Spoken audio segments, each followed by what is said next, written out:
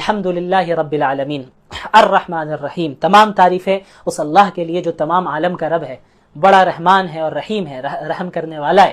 تو اس میں توحید داخل ہے کہ ایک اللہ کی عبادت کرنے کی طرف بلایا جا رہا ہے، ایک اللہ کی تعریف کرنے کی طرف بلایا جا رہا ہے۔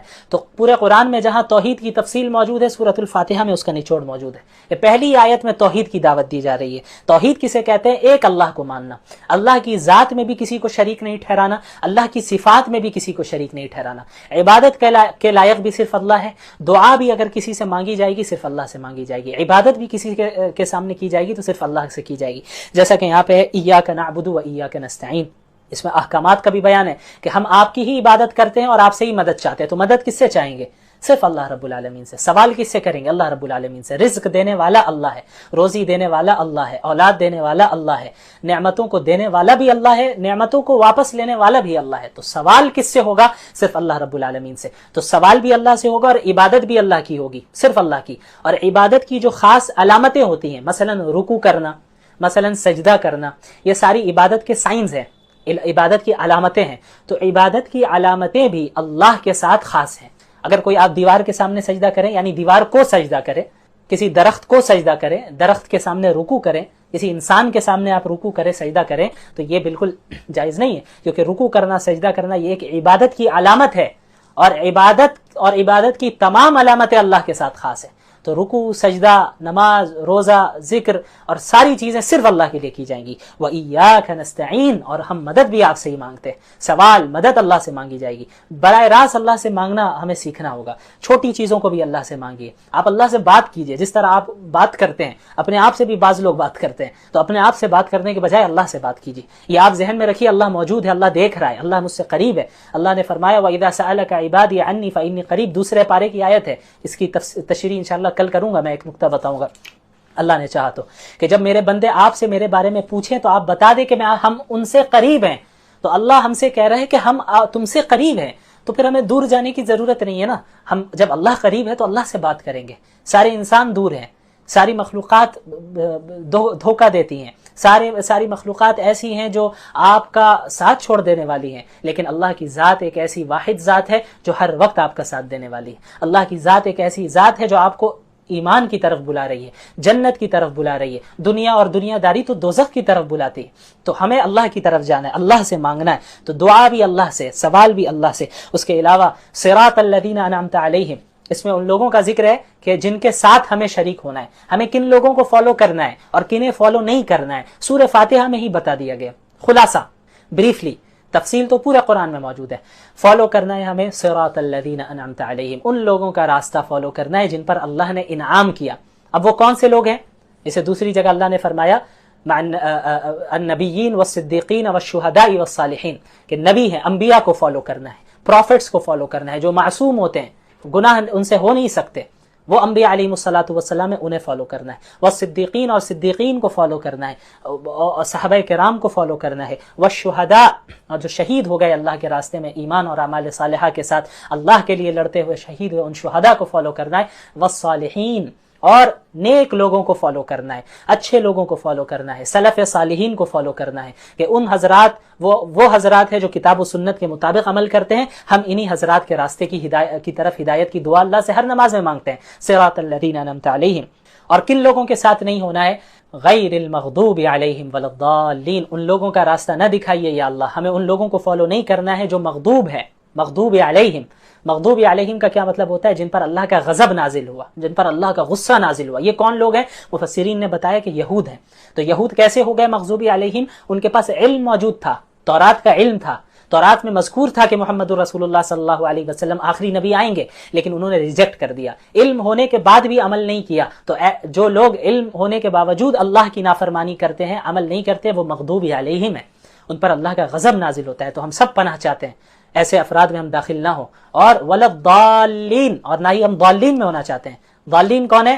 جو لوگ گمراہ ہیں، سیدھے راستے سے بھٹکے ہوئے، یہ وہ لوگ ہیں جن کے پاس علم ہی نہیں ہے، علم کے بغیر عمل کرتے ہیں۔ اور ظاہر ہے جب علم کے بغیر عمل کیا جائے گا تو پھر بدعات داخل ہو جائیں گی، خرافات داخل ہو جائیں گی، اور آپ ادھر ادھر بھٹکنے لگیں گے، سیدھے راستے سے ہٹ جائیں گے۔ تو یہ ضالین ہے جن میں نصارہ کو مفسرین نے ذکر کیا ہے۔ تو نہ ہمیں ایسا بننا ہے کہ علم ہونے کے باوجود ہم عمل نہ کریں، اور نہ ایسا کرنا ہے کہ ہم اندھی تقلید کریں۔ ब्लाइंडली फॉलो करें किसी को भी, इल्म नहीं है बस जो जो कर रहा है हम भी करने लग जाएं, ये भी नहीं, हमें किताब व सुन्नत और सलफ सालिहीन को थामे रखना है। बहरहाल सूरतुल फातिहा ये बहुत अहम सूरत है, इसका खुलासा मुख्तसरन मैंने बता दिया। उसके बाद सूरतुल फातिहा के बाद जिस सूरत की इब्तिदा होती है उसे सूरतुल बकरा कहते हैं। अब बकरा का मतलब क्या हुआ, हमने सब सुना है सूरतुल बकरा, सूरतुल बकरा, बकरा का मतलब क्या होता है? देखिए बकरा गाय को कहते हैं, बकरा गाय को कहते हैं। तो इस सूरत को गाय की सूरत क्यों कहा जाता है, गाय वाली सूरत क्यों कहा जाता है? क्यों? क्योंकि इस सूरत में बनी इसराइल का एक खास वाकया जिक्र किया गया है, जिस वाकये का गाय से ताल्लुक है, बकरा से ताल्लुक है, तो उस मुनासबत से इस सूरत को सूरतुल बकरा कहा जाता है। वो वाकया क्या है इसी पारे में है, वो ये है कि हज़रत मूसा अलैहिस्सलातु वस्सलाम के दौर में बनी इसराइल में एक शख्स का कत्ल कर दिया जाता है, यानी एक शख्स को कत्ल कर दिया जाता है, और किसने कत्ल किया, कातिल कौन होता है ये मालूम नहीं चलता है। तो बनी इसराइल के लोग आते हैं अल्लाह के नबी हज़रत मूसा अलैहिस्सलातु वस्सलाम के पास और आकर अर्ज़ करते हैं कि ए मूसा अलैहिस्सलाम, हमें इसके कातिल का पता ही नहीं चल रहा है कि किसने इसे कत्ल कर दिया है, आप अल्लाह रब्बुल आलमीन से दुआ करें कि हमें कातिल का पता बता दें। तो हज़रत मूसा अलैहिस्सलातु वस्सलाम दुआ करते हैं। दुआ करने के बाद अल्लाह रब्बुल आलमीन की तरफ से हुक्म होता है कि इनसे कहो कि एक गाय को ज़बह करें, और फिर ज़बह करने के बाद उसी गाय के एक हिस्से से उस मकतूल को, यानी जो मर चुका है, जिसका कत्ल किया गया है, उसके बॉडी में टच करें। तो इससे होगा ये कि वो इंसान दोबारा जिंदा होगा और ये बता देगा कि कातिल कौन है, मुझे किसने मारा, और बताकर फिर मर जाएगा। तो ये एक मौजज़ा था जिसे हज़रत मूसा अलैहिस्सलातु वस्सलाम के ज़रिए सादिर करवाना था अल्लाह रब्बुल आलमीन को। तो ऐसा ही हुआ। फिर पूरी तफसीलात है, चूँकि ये मुझे खुलासा बयान करना है तो मैं ज़्यादा डिटेल में नहीं जाऊँगा। बड़े आसानी से, ऐसा नहीं हुआ उन्होंने ज़बह किया, जो बनी इसराइल की आदत है वो आदत क्या थी मैं अभी बताता हूँ आपको। तो हुआ ये कि ज़बह किया उन लोगों ने आखिर में, और फिर उस गाय के एक हिस्से से उस मकतूल को टच किया और वो मकतूल जिंदा हुआ और कातिल का पता बता दिया। तो ये कराने का एक ये जो मौजज़ा था, इसका एक खास मकसद भी था अल्लाह रब्बुल आलमीन का।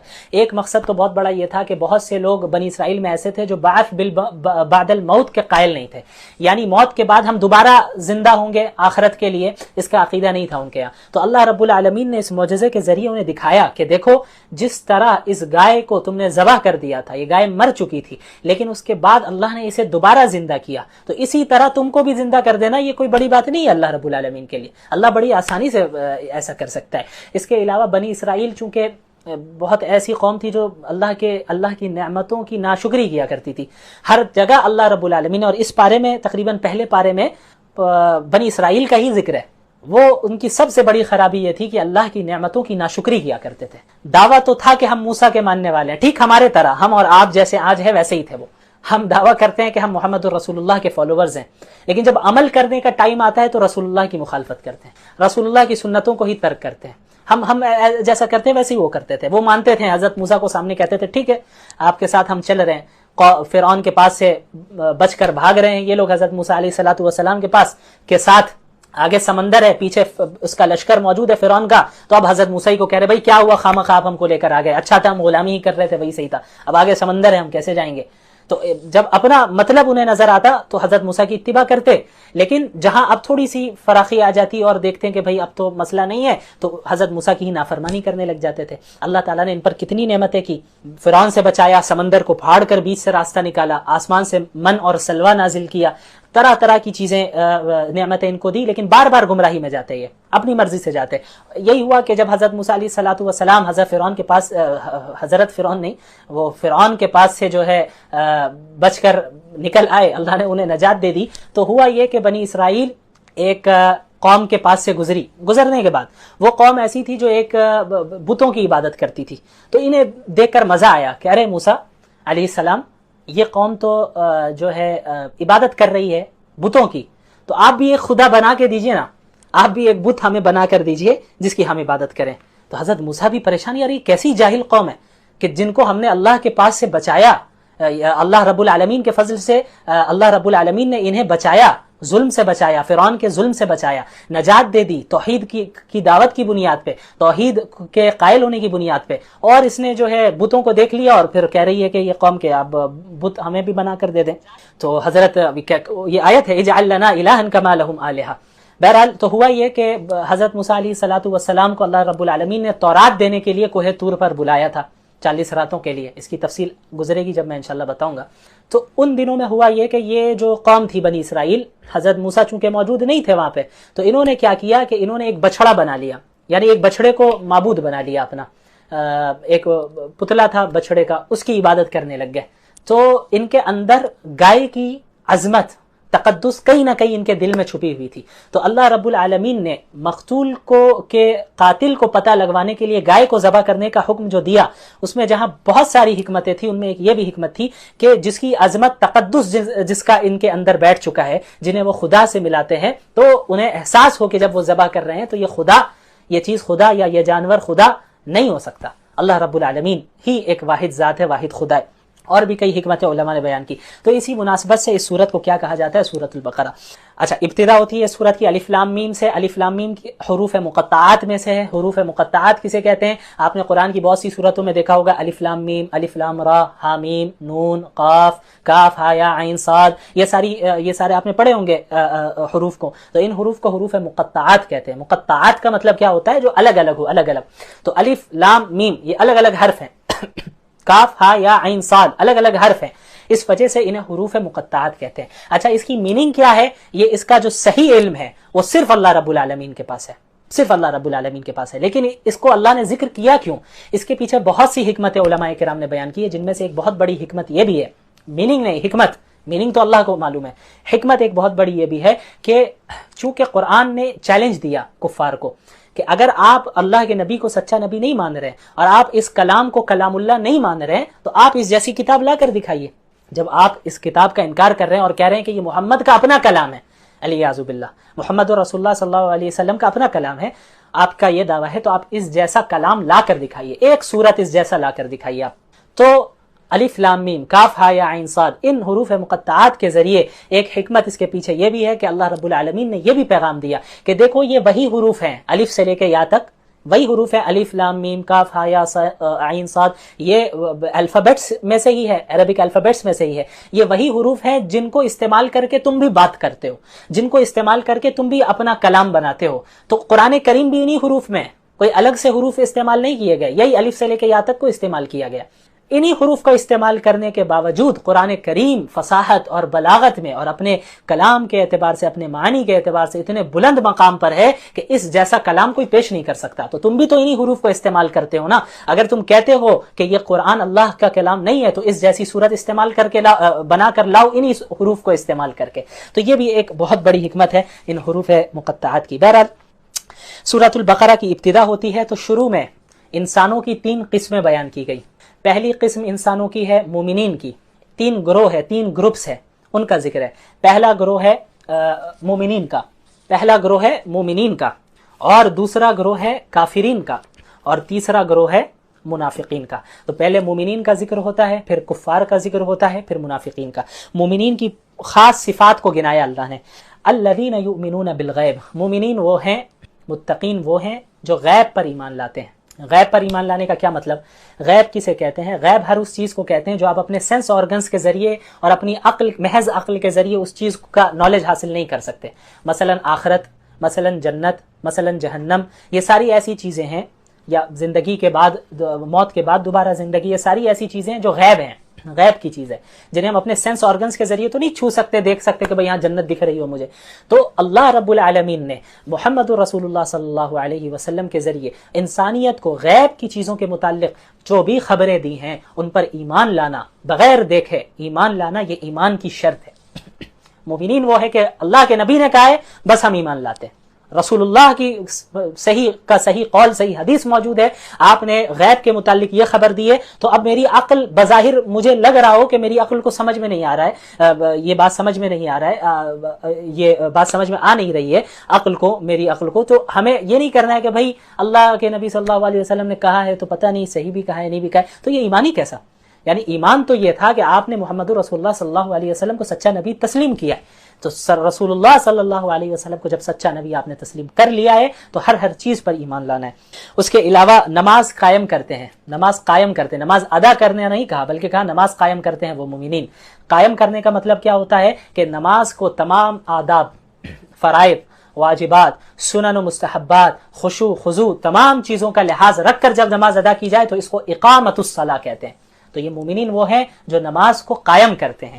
تیسری چیز زکوٰۃ ادا کرتے ہیں, اپنے مال سے خرچ کرتے ہیں اللہ کے راستے میں, غریبوں پہ خرچ کرتے ہیں. تو یہ وہ اوصاف ہیں جن پر جو ہے ایک مومنین کو کیا ہے متصف ہونا چاہیے, اور پچھلی کتابوں پر بھی ایمان لاتے ہیں, قرآن پر بھی ایمان لاتے ہیں, اور آخرت پر بھی ایمان رکھتے ہیں. اس کے بعد کفار کا ذکر ہوتا ہے کہ بھائی جو کفار ہیں وہ تو ہٹ درمی میں انکار کر رہے ہیں, وہ تو مان ہی نہیں رہے. تو پھر اللہ رب العالمین نے اللہ کے نبی کو بتا دیا صلی اللہ علیہ وسلم کہ آپ ان کے پیچھے جتنی کوشش کر رہے ہیں, آپ صلی اللہ علیہ وسلم پریشان ہوتے تھے کہ کفار بھی ایمان لے آئے, وہ بھی بچ جائیں, وہ بھی جنت میں جائیں, وہ جہنم کی آگ سے بچ جائے. آپ کو فکر تھی, آپ بہت پریشان ہوتے تھے. تو اللہ نے فرمایا سواء علیہم اانذرتہم ام لم تنذرہم لا یؤمنون, کہ یہ ان کے لیے برابر ہے, آپ ان کو اللہ کے عذاب سے ڈرائیں یا نہ ڈرائیں, وہ ایمان نہیں لانے والے ہیں.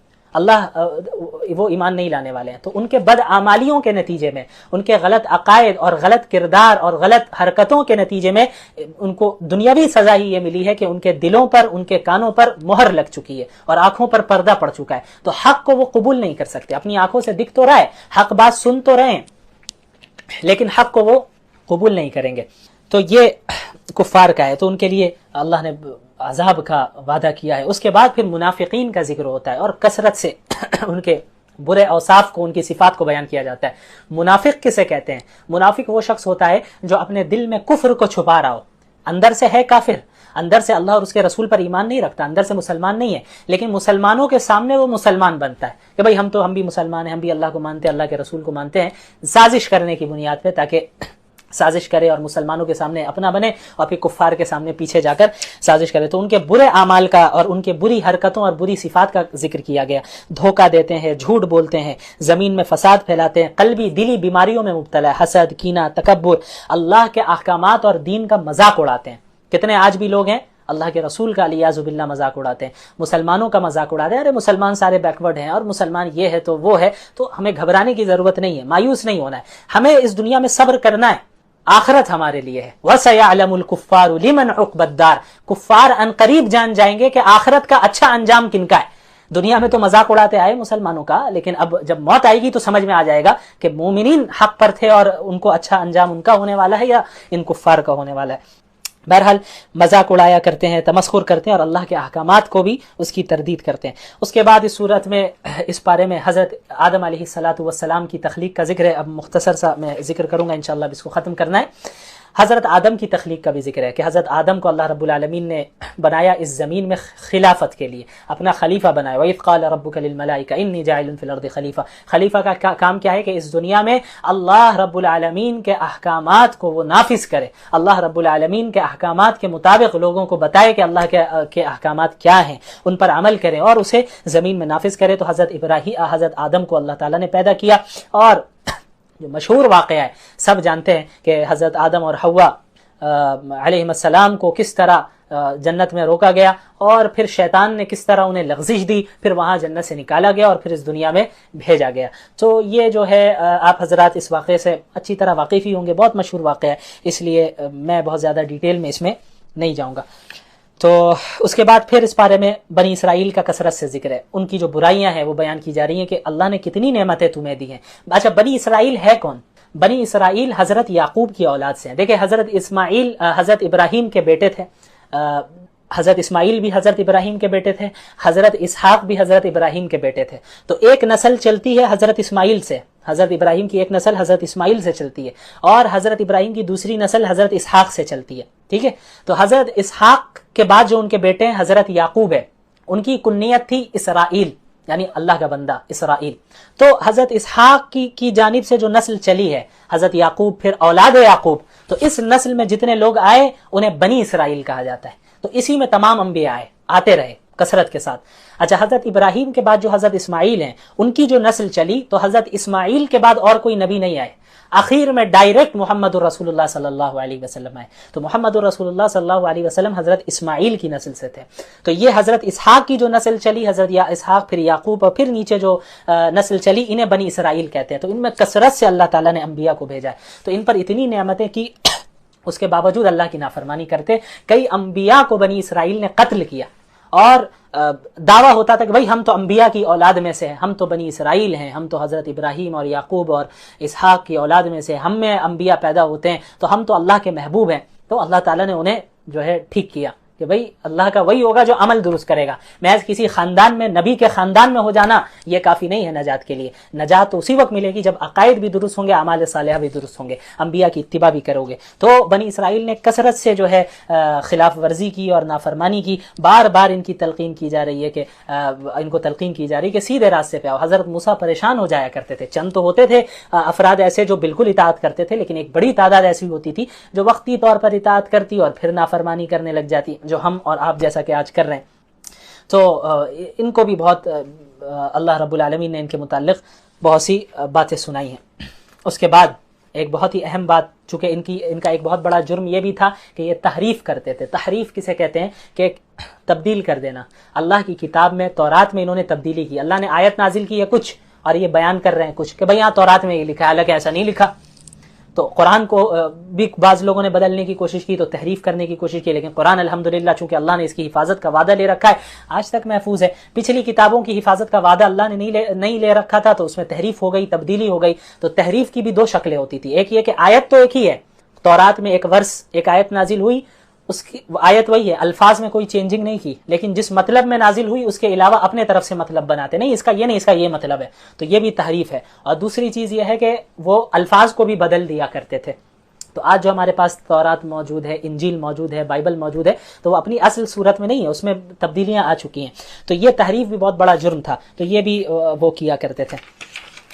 اس کے بعد پھر وہی اس کا ذکر ہے بقرہ کا، جو میں نے پہلے ہی بتا دیا۔ اس کے بعد ہاروت اور ماروت کا ذکر ہے۔ ہاروت اور ماروت دو اچھا، یہودیوں میں ایک بہت بڑا جرم سحر کا بھی تھا، سحر کیا کرتے تھے یہ، اور آج بھی بہت زیادہ ہے ان میں کہ سحر کرتے اور سحر کے ذریعے میاں بیوی کے درمیان تفریق پیدا کرتے، سحر کر کے لوگوں کو تکلیف پہنچاتے۔ تو سحر کرنا کفر ہے، اتنا بڑا جرم ہے، اس کے باوجود یہود کیا کرتے تھے۔ تو اللہ رب العالمین نے جو آیت نازل کی وما انزل علی الملکین ببابل ہاروت و ماروت، تو اللہ رب العالمین نے ہاروت اور ماروت نامی دو فرشتوں کو ان کے یہاں بھیجا، ان کے پاس اتارا اور سحر کا علم سکھا کر بھیجا۔ ان کا کام یہ تھا کہ ان کے پاس جاتے اور انہیں بتا دیتے کہ بھائی سحر کا یہ بھی عمل ہے، ایسا بھی سحر ہوتا ہے، ویسے بھی سحر ہوتا ہے، یہ تمام چیزیں کفر ہیں، ان سے بچے رہنا ورنہ تم اس دین سے پھر جاؤ گے، ان چیزوں میں کو اختیار نہ کرنا، سحر نہ کرنا اور نہ کروانا۔ لیکن اس کے باوجود ان لوگوں نے وہ کیا کرتے تھے، ہاروت ماروت کے پاس جاتے ہیں اور سیکھ لیتے ہیں کہ بھئی یہاں آپ کو کیا معلوم ہے، بتائیے کون کون سی چیزیں ہیں، کس طرح سحر کیا جاتا ہے، کون کون سا عمل ہے۔ تو وہ بتانے سے پہلے بھی بول دیتے تھے کہ دیکھو یہ کفر ہے کرنا، میں تمہیں سمجھا دے رہا ہوں کہ یہ بھی طریقہ ہے، یہ بھی طریقہ ہے، کہ ان تمام طریقوں سے تم بچے رہو، اس لیے سمجھایا جا رہا ہے۔ لیکن وہ لوگ جاتے ان کے سامنے کہ ہاں ہاں آپ سمجھائیے، اور سمجھانے کے بعد سیکھ لیتے نئے نئے طریقے اور پھر سحر کرتے دوسروں کے اوپر۔ لیکن اللہ نے فرمایا وَمَا هُمْ بِضَارِّينَ بِهِ مِنْ أَحَدٍ إِلَّا بِإِذْنِ اللَّهِ، یہ جان لو کہ وہ سحر کرنے والے کسی کو بھی اللہ کے حکم کے بغیر نقصان نہیں پہنچا سکتے۔